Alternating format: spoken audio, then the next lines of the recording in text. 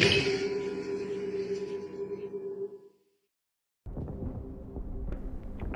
1977. Somalia invades Ethiopia to achieve the dream which has eluded Somalian leaders since its independence in 1960, the annexation of the Ogaden, the first step towards the creation of Greater Somalia, a concept to unite all ethnic Somalis comprising of all Somali territories in the Horn of Africa.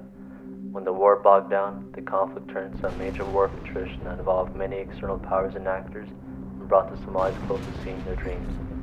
For Ethiopia, it was in the midst of profound social transformation upheaval.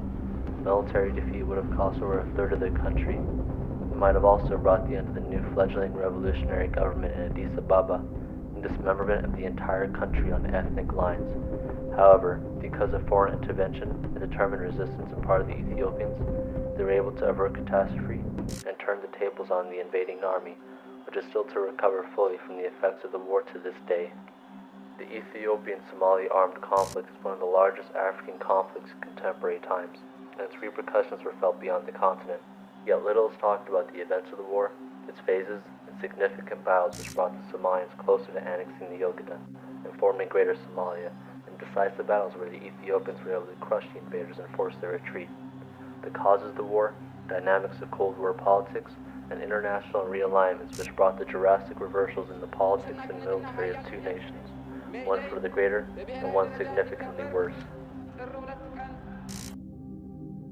The Ethiopian-Somali armed conflict is known as the Ogaden War precisely because the region was both the cause and site of the armed conflict.